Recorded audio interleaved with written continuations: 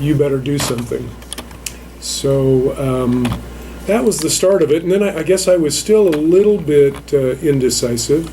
And then I went to a couple of local city council meetings, and what I found was that the city council majority was emulating the people at the top here in our country. They were sort of acting with the same level of disregard for people as we were seeing in Washington.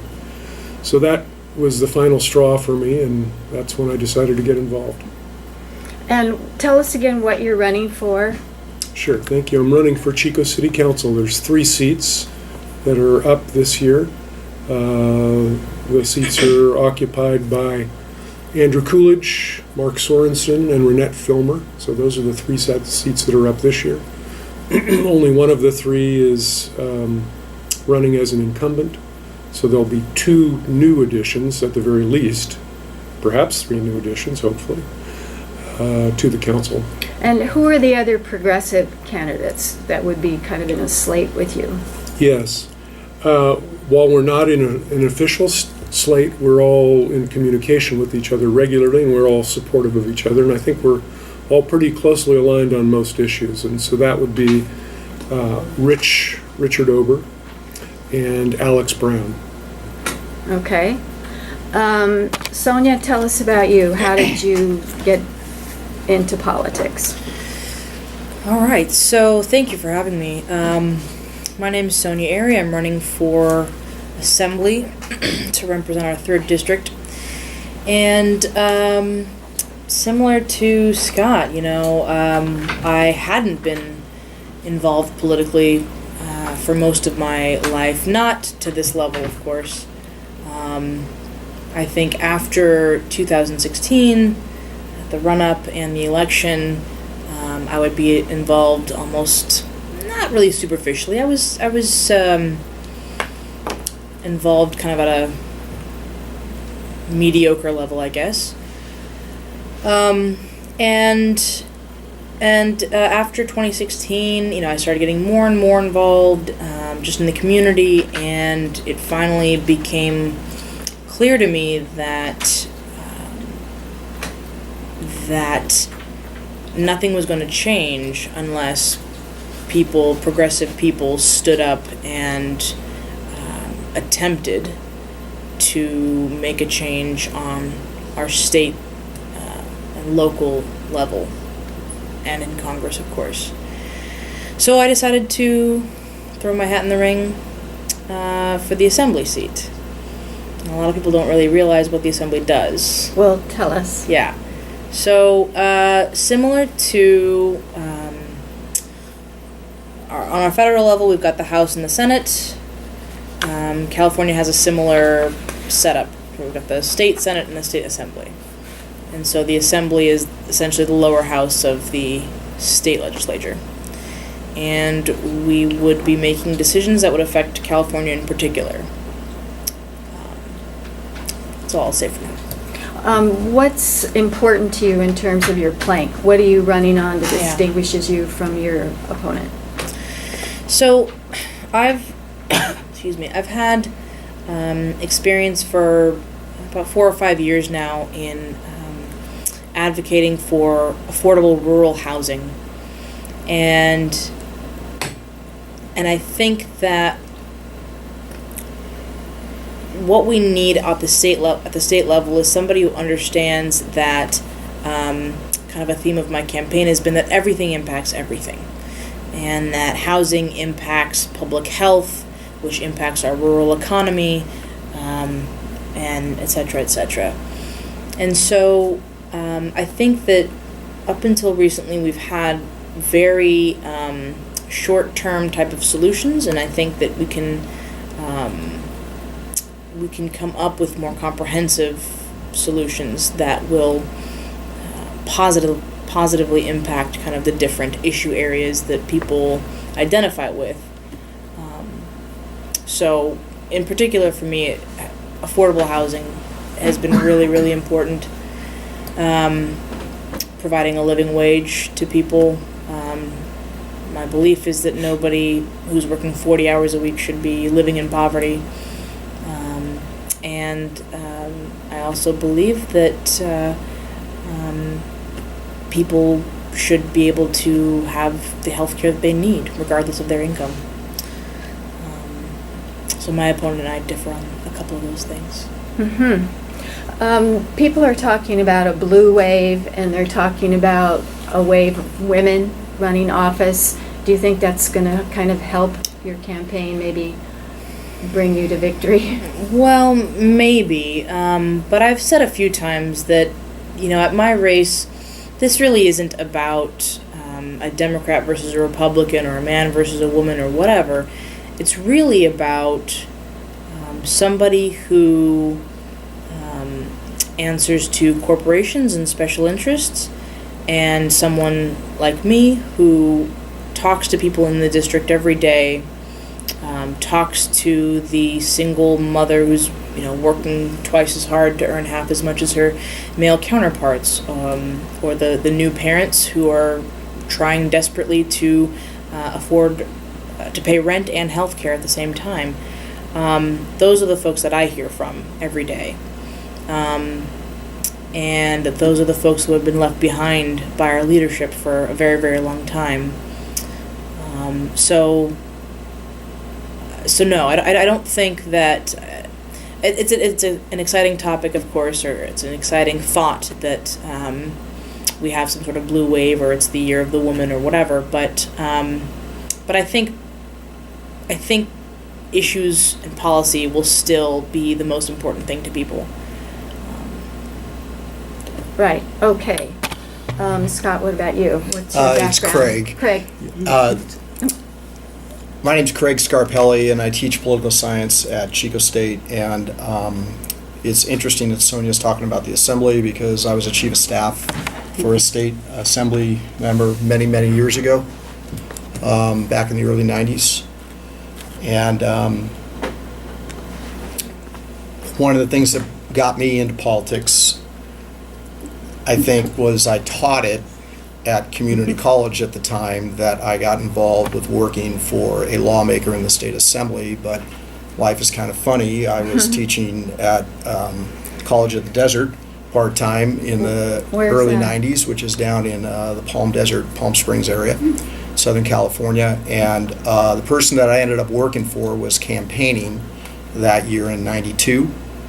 And she worked at the college as well. I met her at an event, and I invited her to come in and speak in my class, and I really liked her, and I got to know her. Her name was Julie Bornstein. So I worked for a woman back in the early 90s, and she was somebody that I just decided to help on the campaign. And I didn't think anything of it. I was selling golf clubs and teaching political science. And then one day I get a phone call after the election was over, and I wasn't thinking about a position at all, and she knew that I was somebody that might be interested in a job like this, and she asked me, "Do you want to run my district office?" And I said, "Well, sure, why not?" But I didn't know anything about what I was getting myself into, and I will tell you that I had to learn real quick. And in our system and the way it works, everybody has an agenda. And even people that you think are supposed to be supporting you, that's not necessarily the case. And I had to learn that pretty quick when I did the job. But I ended up working for her. I've worked on a couple of assembly campaigns. I worked on a congressional campaign and a state proposition campaign. And I have just been interested in politics my whole life, so this was kind of natural that I fell into it, even though it was by accident. Did you ever think about running for office yourself? After I saw what happened to my boss in the election, I thought, I think it would be something that I would consider once my kids are through college, and I have a junior and a senior at PV High School right now, but I love teaching. I love sharing some of my experiences that I've had since I worked in the assembly. And so I wouldn't rule it out in the future, but I did like being on the staff side too. There's a lot of things that you can do as a staffer. You don't have to actually be an elected lawmaker to try to get things done. But one of the things that was so crazy for me to learn about was how decisions do get made. And I think when you work in a position like I had and you see how some of the decisions get made, it is frightening. And that was certainly my Is it by who has the reaction. most campaign donations? It's or not, the loudest voice? you know, or- there's part of that, but it's just that everybody has an agenda, and it's not necessarily what's beneficial for all the people in the state. It's what's best for people's agenda. Politics is not unlike other businesses. And that may, in part, explain why we have the person we do have running the country right now. There are some similarities, for sure. And I certainly experienced that when I worked in the Assembly in the early 1990s. What did you mean when you said, I saw what happened to my boss when she got elected? Campaigns are real brutal. There's a term in politics that politics is a blood sport, and you better have thick skin. And it doesn't matter whether you're running maybe for city council, as Scott is here, or whether you're running for assembly, or whether you're running for a seat in Congress. It can get pretty nasty. And what we have seen over the years is it gets even nastier sometimes, not just between the Democrats and Republicans, but in primaries. We're seeing that there could be a lot of real negative stuff. My boss went through quite a bit, and she was somebody I admired greatly, and it was rough to see what she went through. But she had tough skin.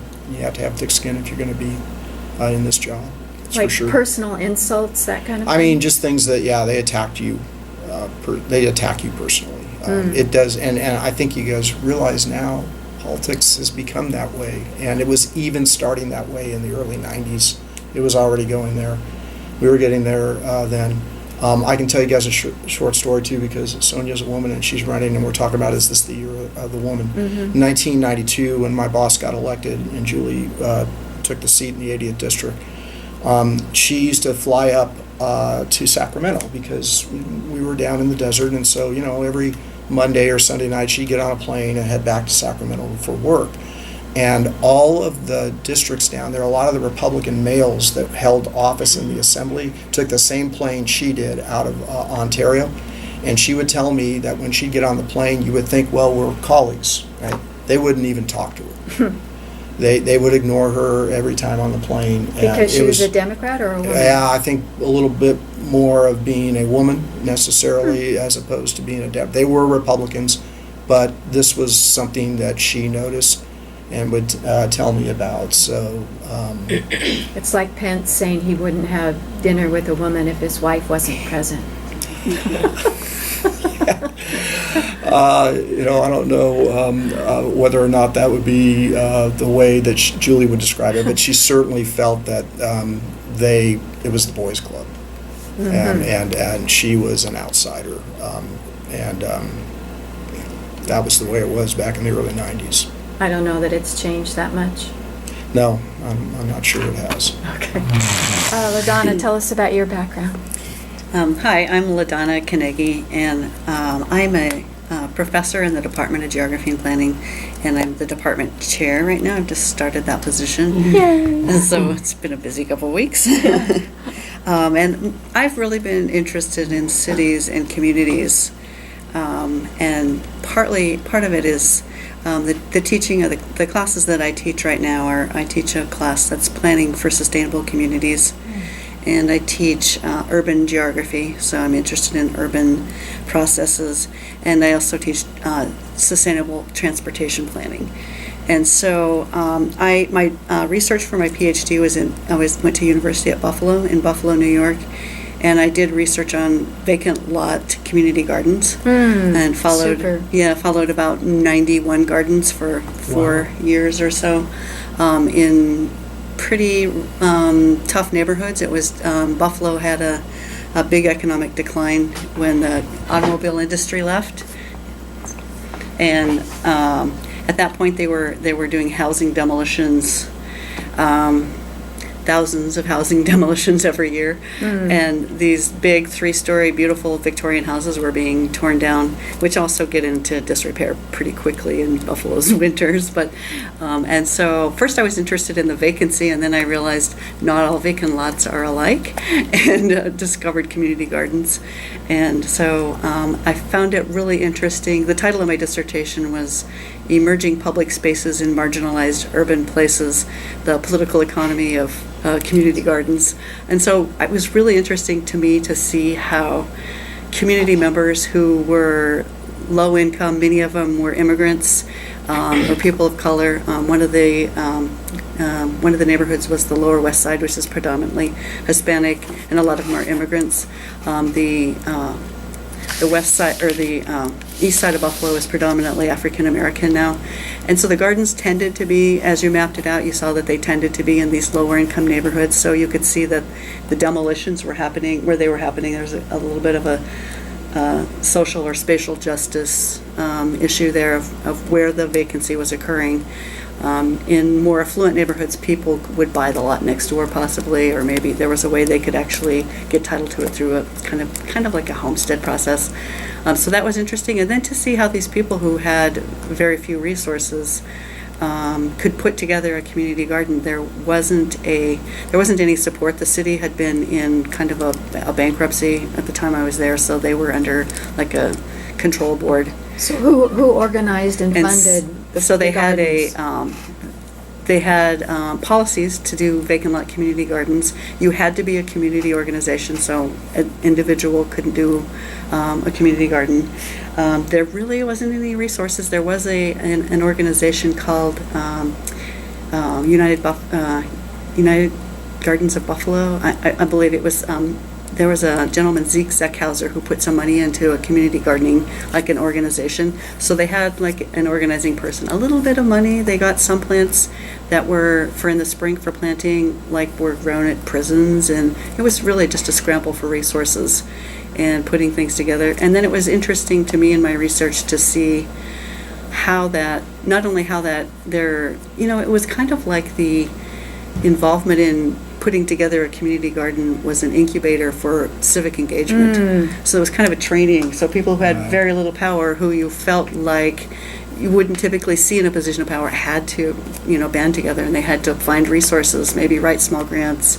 And so that was, to me, that was really interesting. Wasn't there someone or some agency that was coordinating and there was just leading this organization that Zeke Zeckhauser had put together. So there was a coordinator, but it really was up to the gardens themselves and the communities themselves to come up with resources, and they'd get small grants. And then it was also interesting to see what they did with the food. Some of the neighborhoods, if it was food or not. In some of the neighborhoods, the food itself was really important for food security. Some of them were more ornamental. So, there were a lot of ways that I looked at the gardens, different ways of categorizing them, and who was involved in them, and what the organization was. There was a Muslim women's organization that had a house and a garden next to it, and they did things like they did immigrant services then for people who were coming into the city, and did coat drives and things like that. Another one was, some of them were related to religious organizations.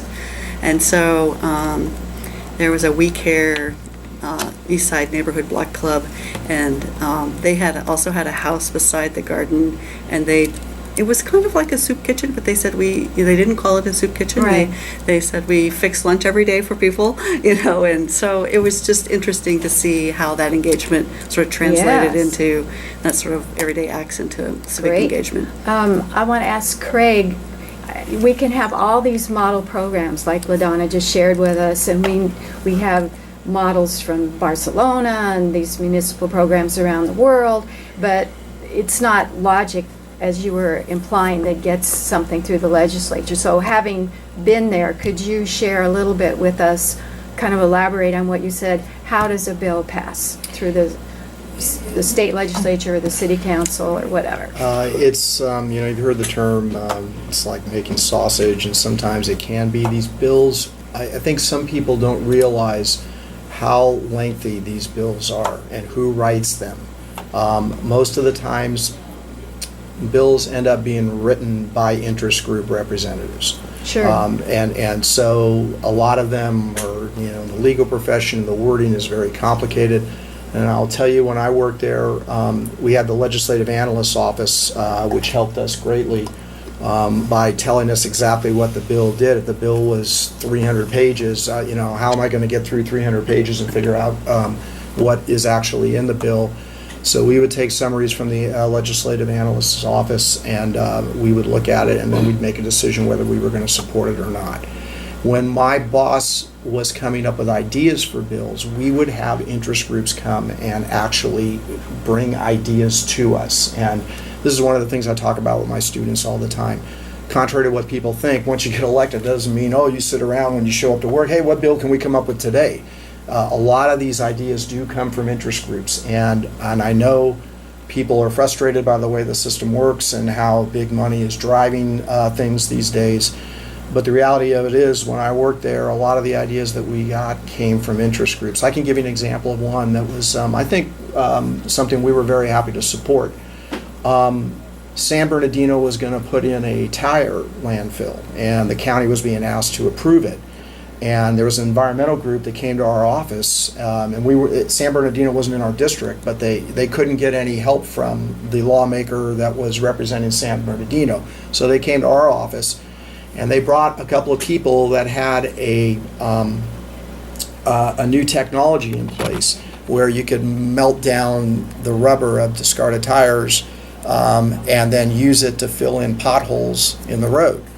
And so they pitched this idea to me. I took it to my boss, Julie. She wanted to meet with them. We came in, we had a few more meetings. She decided to sign on to a bill to support providing this company with a contract through Caltrans. Then they would get the contract. They would then put in the material for the roads. The landfill wouldn't be needed. There would be jobs created in the community. And we got it through the Assembly. It ended up going to the Senate. It passed there, and Governor Wilson still liked my boss at that time. He ended up not liking her later on, but he still liked her at this point, and when her name was on the bill, he signed it. But the reason that I give this example is when you're asking how legislation sometimes gets done, it doesn't necessarily come from ideas that we generated. It does come from, it could be community groups. Interest groups can be a variety of things. They're not just, big giant corporate entities, but they can come from community groups as well. And fortunately, we were able to get enough people to sign on. After my boss terminated a appointee to the Department of Education that Governor Wilson really wanted, any bill that came across his desk that had my boss's name, he vetoed it. Wow. And that's, again, does everybody have an agenda? He really wanted this appointee to be put on the Board of Education. My boss said no, and he brought her into his office, tried to work her one-on-one, and she still would not do it. And then pretty much after that, every bill that had Julie Bornstein's name on it, Governor Wilson vetoed. That's an interesting example. That's kind of how it can work.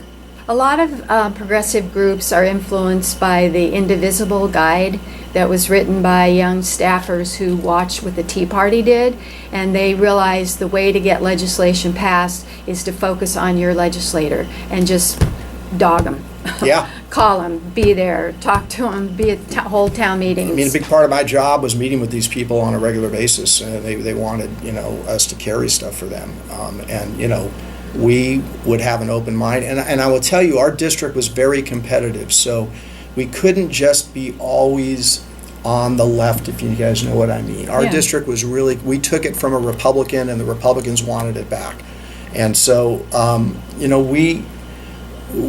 experience was a little different, I think, from Democrats that represent other districts, and that has a lot to do with how these districts are drawn, and that's a whole other issue. But it is an important thing to bring up, because I sometimes would get frustrated, quite frankly, with fellow Democratic Party members from the Bay Area or from Los Angeles that would be, well, how could you do that? Well, it's easy for you to have that position when 80% of your registered voters that vote are Democrat, and you're going to win that seat. But when you're in more competitive districts, you have to think a little differently. And I think that's part of the problem in our politics that I've experienced over the years, is that we become, and it's become worse, we're just so tribal that we don't want to listen to the other side. Mm-hmm. And I think it would be better to have more districts that were competitive, and then we would get, I think, lawmakers that might not necessarily have to fall into one tribe or another, but might be thinking about what would be best for the community or the state at large. Mm-hmm. Just a reminder that you're listening to Ask Dr. Gale on KZFR FM that serves the North Valley, and the views expressed on the show don't necessarily represent those of the station. So Sonia or Scott, do you want to add to that anything you've seen about how to get legislation passed? Because that's what your goal is going to be when you two win, I'm assuming. I wanted to add a little bit to that, not specifically to your point, Gail, but about getting away from that tribalism. And so I was asked to speak about 2 months ago to the local Democrats. And I said, I think that locally we've got a pretty good shot at getting a progressive in. We only have to have one to convert our current council from a conservative majority to a progressive majority. But I said the way that, what I'm worried about is not so much this year, I'm worried about 2020. Because Chico has a history of bouncing back and forth and back and forth. And I really think, and this is what I said, I think that what we have to do is, if progressives do take the majority, we need to treat the public better than this majority has. We need to show that we can be respectful and be civil and be inclusive, bring everyone into the conversation, not just the people who reflect our way of thinking, but bring the other side into the conversation. There's a lot to be learned from the other side, always. And the best decisions take a little bit of both sides. A little compromise. A little bit of compromise. So I think it's really critical to move away from that polarization by treating that relationship very carefully, not only with your fellow counselors, but with the community, and show them that you can be trusted to make great decisions in a civil manner, so that 2 years later, when this comes up again, they say, oh, well, these guys weren't so bad. That's kind of the way we judge our politicians, how bad they are, not how good they are. Oh, gosh. These guys aren't so bad, so let's give them another shot. So that's what I would advocate for. Sonia, what about you? What have you observed in terms of how you're going to be an effective assembly member? Well, a big part of what I talk about is, getting corporate money out of politics. I think there's a very fine line between community interest groups who absolutely should get involved and talk to their state representatives.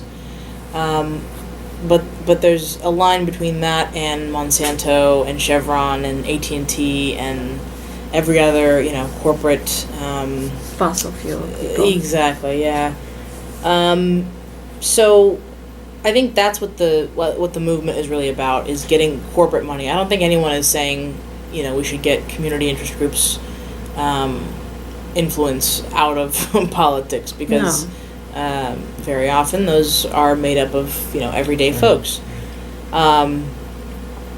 So I think, it's just an important distinguish. Can we do that when Citizens United is still in place? No. I don't think so. Scott, do you want to say a word about that? Is there any way to... Craig, sorry. It's a man, it's all right. Scott. Craig, anything that you want to add to how to overturn Citizens United? Since the Supreme Court said that they have the rights of an individual? Listen, the way the court, it looks like where it's going right now, Yeah. I don't think we can hope that that's going to happen anytime soon. Realistically, I don't see Citizens United being overturned in the near future, and I think we just have to understand that. And what I would say is, when you're in politics and you're trying to win elections, you have to deal with the rules that you have. And I think the reality of it is, we had to raise money when I worked there, even back in the 90s. This is millions. This is the reality, and it's gotten worse. Citizens United has made it worse because all these independent groups now can throw as much money out as they want. They can do it right up until the day of the election. My response would be, if you're going to run, you've got to be able to deal with the rules that you have and do the best that you can with those rules. But That doesn't mean that you have to compromise your beliefs and your principles. I'm not saying that. But the reality is, you have to raise money. But Congress could do campaign reform and say. Well, they did before limits- Citizens United struck it down. That's what McCain-Feingold was all about. One of the things about John McCain that I think a lot of people don't realize is how much of an advocate he was to try to get some of this ridiculous big money out of politics. He believed that. And that's why the legislation was named after him. And that's a big part of that was gutted with Citizens United. So I'm just a realist. So there's nothing Congress can do?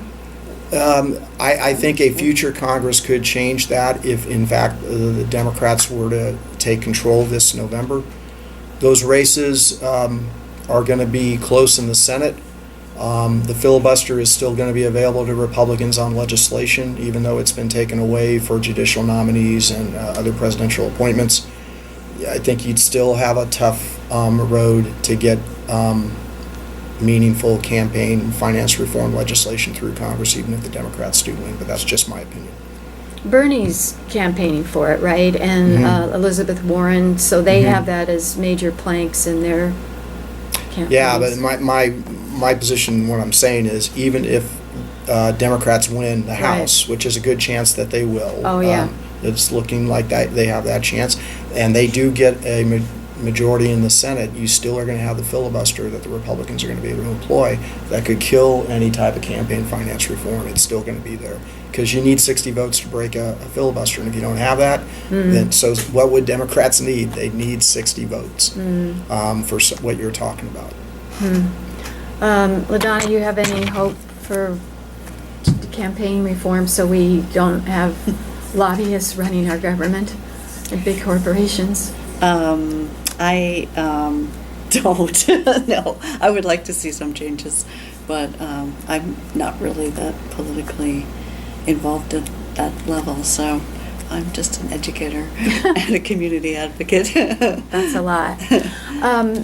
A lot of people are talking about the new municipalism that Ada Colau, the first woman mayor of Barcelona, is kind of the figurehead in that movement, where they say, okay, the state government, the national government is corrupt, but on the local level we're going to make a difference, and we're going to have housing projects, and we're going to have neighborhood assemblies, and we're going to change the neighborhood in Barcelona so there's a lot of green space and bicycle space, and we're going to put up women historical figures in the assembly where before it's been all males and that kind of thing. So do you agree with that? Is that the wave where we're going to find changes on the local level?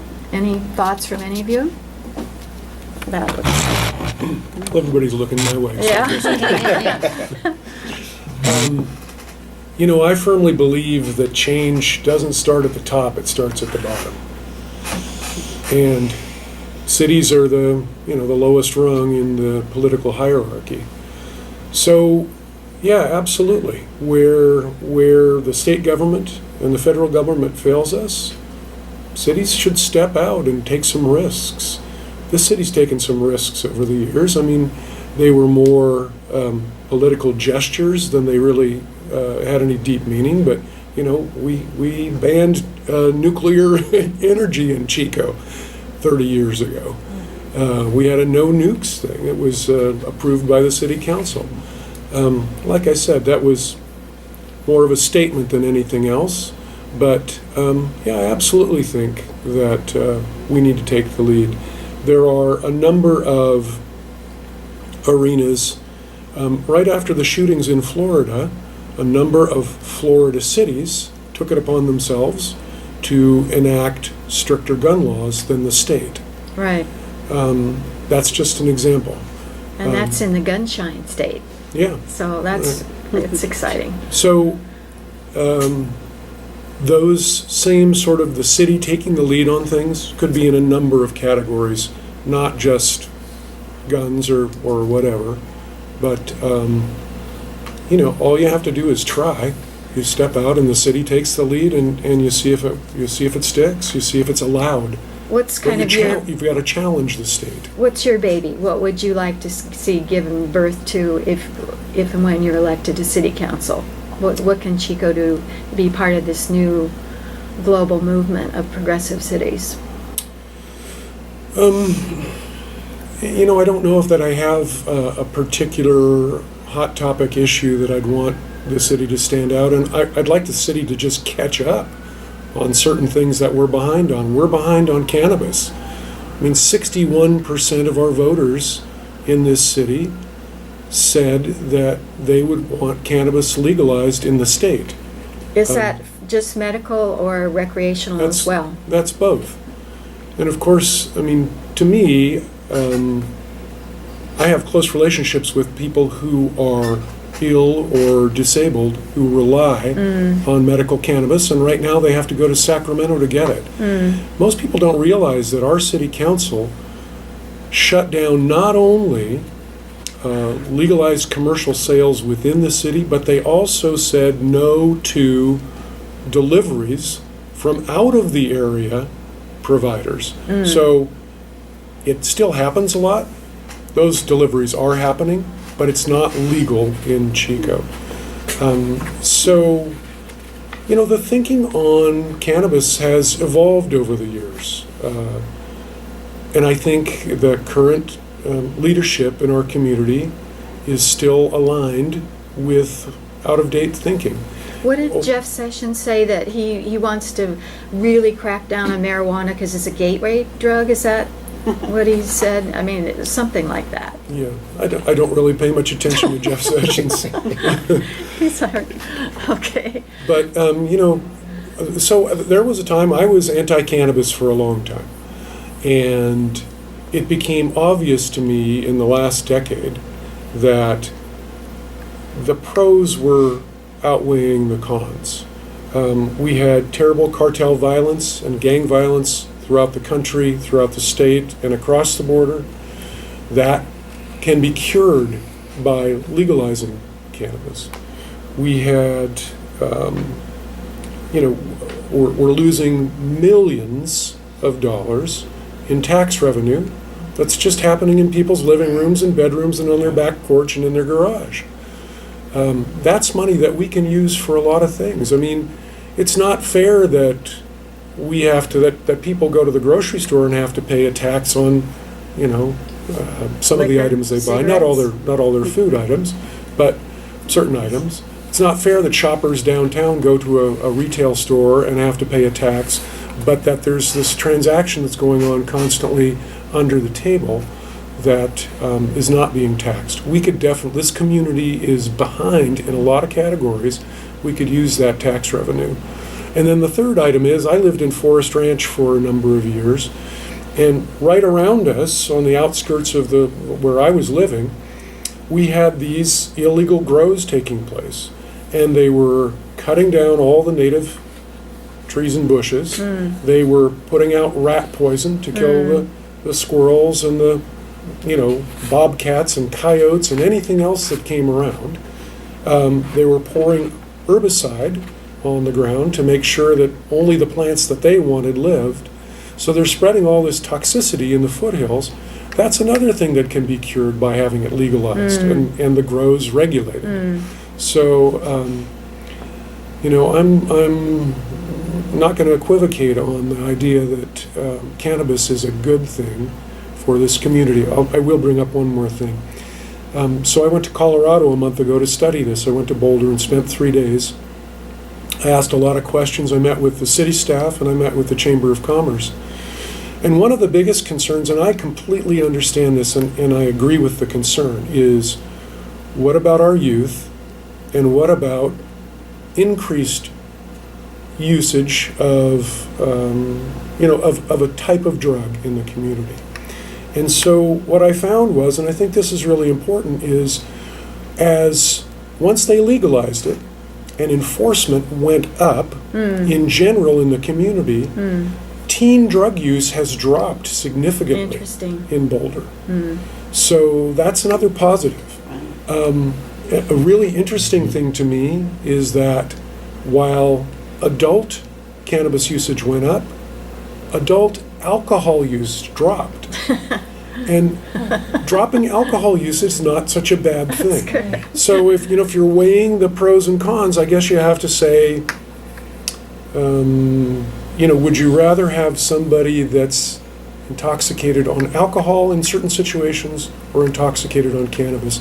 I think most people feel, and I don't know if this is borne out by data or not, but that alcohol is more debilitating for your judgment and certainly for your driving ability and that sort of thing.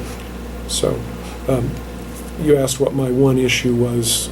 I have a lot of them, Sure. but that just happens to be one that I think we need to catch up on. Great. Reminder, you're listening to Ask Dr. Gale, KCFR, and the show is brought to you by the generous contributions of CSU Chico Continuing Education and the Open University program. Open University opens doors to new educational and career opportunities, letting you take Chico State classes on a space-available basis without being admitted. Classes and registration started September 4th. For more information, call 898-6105 or visit rce.csuchico.edu. Do you have any students in your classes? We Both have of you? certificate programs that the students register through our CE many times. It's not a degree. So. Craig, do you have any of these students? Don't believe so. And Ask Dr. Gale is also brought to you by Cedar Hills Manor, offering 900 plus square foot 2-bedroom apartments. Now under new management, apartments have walk-in closets, private patios and balconies, AC, barbecue area, pool, on-site laundry, and are cable ready. For more information and to tour, call Cedar Hills Manor at 361-9139. And I wanted to remind listeners that if you want to get the whole show, if you miss parts of it, it's on the KZFR Ask Dr. Gale platform, and it's on my YouTube channel, and you just Google Gail Kimball YouTube or Global Youth Speak Out. And we also want to thank KZFR supporters, California Arts Council and Andrew Sprague Construction.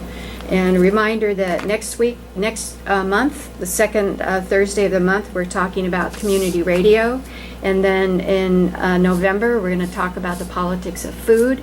And in December, we're going to talk about the meaning of Jesus. Okay, I want to make sure that I get questions that people asked on Facebook when I asked them, what do you want, to make sure we ask the panel. And one of the questions was, what can we do to make Chico and our district 100% fossil-free faster? Anybody want to take that one? Fossil-free faster. Sonia? Sure.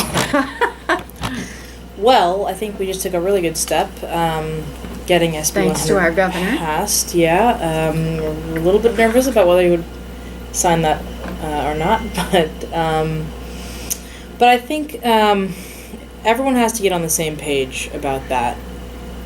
So okay, we've got SB 100. That's great. But Tell people what it is that don't know. SB 100. So we're all it's going to be mandating that California becomes 100% renewable energy by thank you. 2045. 2045, yeah. As far as generating our power. Right. So what our district can do, on a district level, we can invest more in solar capabilities, which we're doing that on a state level as well. We can invest more in our infrastructure. So if we are making investments in our infrastructure, meaning roads and bridges and things like that, we can attract better jobs here. We can attract bigger companies that want to be, solar providers, things like that. So there's a lot that we can do. It depends on kind of the leadership in these different areas to kind of get on the same page. It's kind of what Utah did with their homelessness problem. Everyone just made homelessness or eradicating homelessness a priority. Mm-hmm. Everyone got on the same page, and Utah has essentially eliminated their homelessness. Yes. What did they do? They gave people homes. Tiny homes? No. Different strategies. Apartments. They just gave them homes, and then provided supportive services to. So it was basically a housing first model, where first just get this person housed, then we can deal with any substance abuse issues, any developmental disabilities, things like that, job training, whatever someone needed. But housing was the first priority, because without a stable place to live, it's very difficult to make any kind of progress. Get services in your life. Yeah. Get services, exactly, transportation, things like that. It's the same thing that needs to happen with renewable energy. Everyone just needs to get on the same page and just make it a priority. And it's difficult when you have so many different moving parts, but certainly having those conversations, making sure that everyone understands and is consistently engaged in making sure that we can get to renewable energy faster, it can certainly be done. It's really helpful to have models like the Utah model. And so where are models of states? Well, California is probably the best in terms of renewable energy. LaDona, did you want to add something? Just generally about policies to make us more carbon neutral. Definitely I think with our housing policy and then also with our transportation policies, we can achieve more sustainable and carbon neutral status. Housing, how do we increase density? How do we, are there things we can do to increase infill housing? What's infill housing? So we're increasing the density in the existing city by adding either smaller units. Sometimes you think about people will have a mother-in-law unit or a smaller house. You could have a tiny house in your yard, to create a second unit. To when development's done, to not keep the same, once you have the city built, you have that density. So how do you make it more? Infill a lot of times costs more in terms of fees. So can we incentivize that kind of development that's gonna, make it more sustainable, make us be more carbon neutral, rather than paying, higher fees? It's much cheaper and easier to start with new land on the edge of the city rather than to rework something. So can we make those fees, less? Can we have the fees for smaller homes less? Mm-hmm. Boulder has a program where they have points for housing. You have a certain number of points, and you have to meet some sustainable requirements that make the house, energy efficient and space and a number of things, light and things.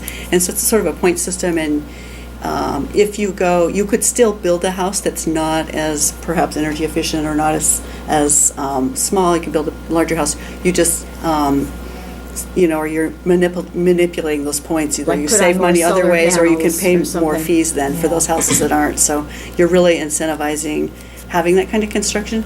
And then when we think about with our transportation, if we can have more complete streets, the complete streets policy is part of the 2030 Chico General Plan. It's been adopted by the state of California. What's a complete street? And complete streets are, it's a policy that when it's building streets, and when we construct streets, we're considering having, accounting for every mode of transportation. So we're thinking of bicycles, lanes, walking, pedestrians, and wheelchairs. Wheelchairs, automobiles accessible, but then also every ability also. And it doesn't mean that every street is going to have a bicycle lane. Some streets are more arterial and have more traffic, and so if we can, but you consider it in the design. Mm-hmm. And so how can we make our streets more walkable and livable and bikeable, and which makes them more pleasant places to live, and then that makes these more healthier communities. So it reverberates through the community in a lot of ways. And so we can, use less, fuel if we can ride our bikes, if we can walk, those kinds of things, so. Right. I just want to point out, so California does have a program to help affordable housing complexes earn tax credits. So that it's a similar thing, point system. How close are you to various amenities? Where's the nearest school? Where's the nearest bus stop or public transportation stop? But yeah, that's yeah. I wanted to bring up that we've got a tremendous opportunity in Chico right now with this community choice aggregation that's been presented, and in fact, What is that?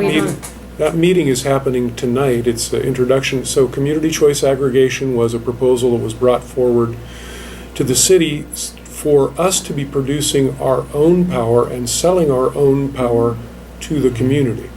And that solar or wind? well, what? that means it gives us the option of creating whatever combination works the best for us. So, if we wanted to identify a large area that we could put solar panels, that could take up a significant chunk of the energy needs of the community.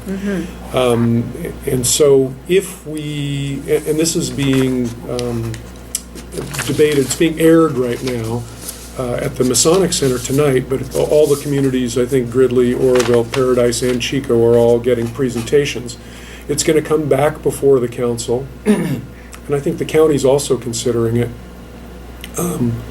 for final approval. The beautiful thing will be that if we have the opportunity to create the sort of distribution of how we're creating that energy, we can put, if we can site, one thing I'm concerned about with wind power is siting it in the proper places because it can kill a lot of birds if it's not put in the right place. Yeah. But if we choose the right places or the right sort of turbines, which I think is what LaDona is referring to, with a hand motion she's making over there. Instead of the big. Yeah, and if we place some solar arrays in places where they don't impact the habitat that they're put on, then we could do a really good job of creating a smaller footprint with how we're creating our That's energy. exciting. That's really exciting. Another question I want to get to was how do we encourage regenerative agriculture, which kind of fits in with the whole environmental concern. Anybody have we're going to talk about that in November, but anyone have a regen ag pitch?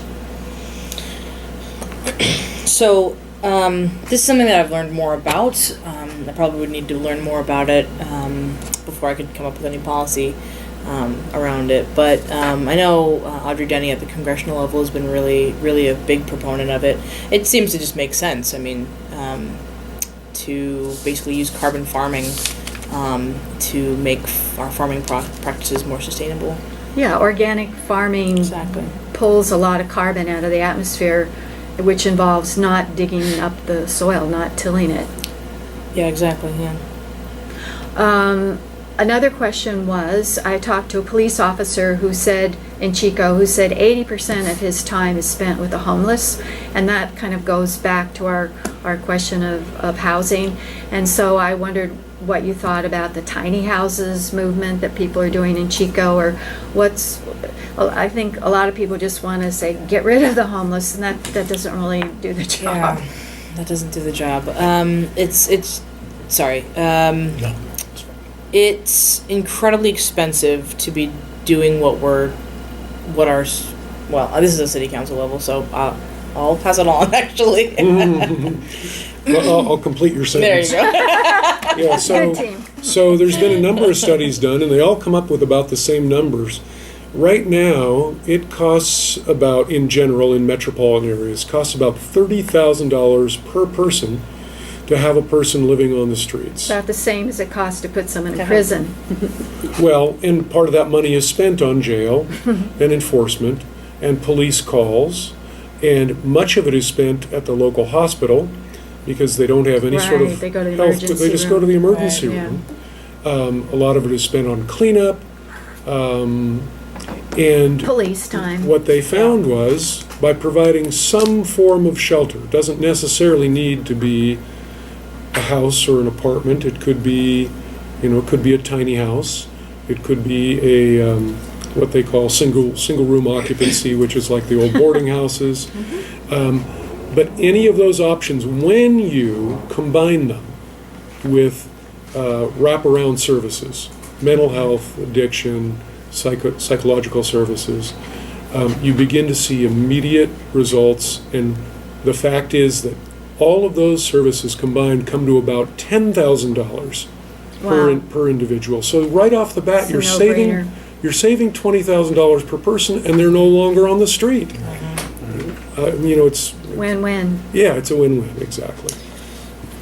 I'd like to add, in Denver, they actually had a program that they piloted a program where they had 300 people who were given jobs to clean up the streets of Denver. 300 formerly homeless people. 100 of them got hired on with the city, and then the majority of the other 200 were hired in other capacities.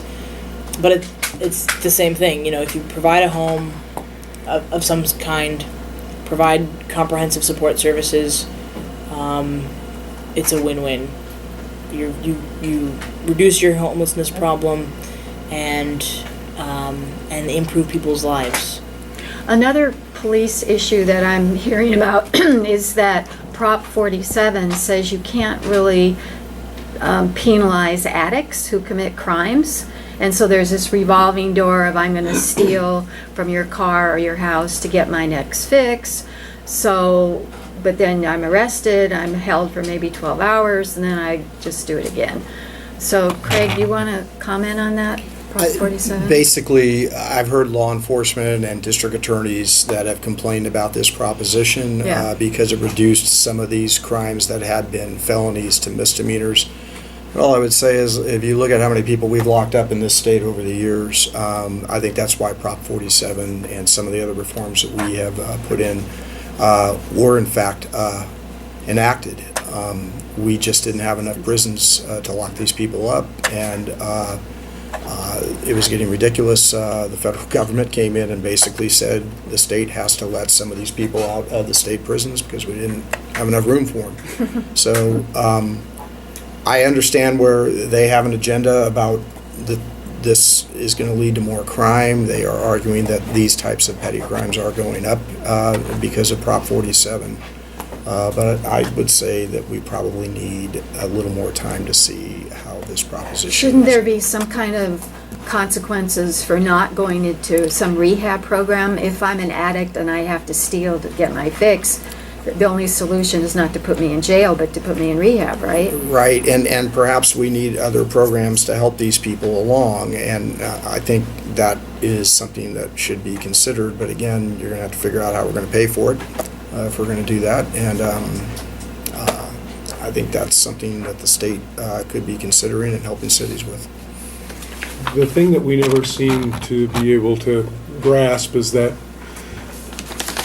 if we start with children, start with young people, and we make sure that they're not food insecure, and we make sure that they've got proper education, we make sure that their parents are earning a living wage, then we get a much lower rate of people who turn out to be criminals when they're Right. older and turn Right. out to be addicts when they're older. Right. We need to invest, we need to front load our investment. We need to be proactive rather than reactive. And what we've been forever is reactive. We penalize people when they get it wrong, but we don't invest in them enough when they're young. And this is all so logical, and it's, we know that it saves money to invest in early childhood education and good education, but we don't do it.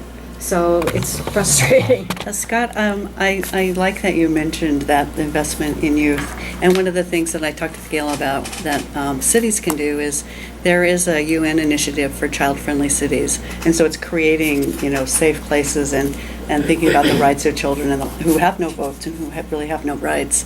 And so that's something cities can do. And there are a number of initiatives that are sort of at that level of the city. I also feel like this semester I'm teaching Planning for Sustainable Communities, and we've been focusing on transportation the last couple semesters, but we're looking at housing. And I think housing is just so important, affordable housing and providing housing. And what is it, as a society, what are our values and what is it that we want to invest in? And isn't it, having for me, your moral and ethical position for me is that everybody should have, lunch every day, should have a place to sleep at night, and if they're sick, have medical care. And then how do we provide a place for everybody in society so they feel like they belong? And, it's part of our worldview. Right. And it's part of what we choose, as our moral values. And so we can make those choices. If people are interested,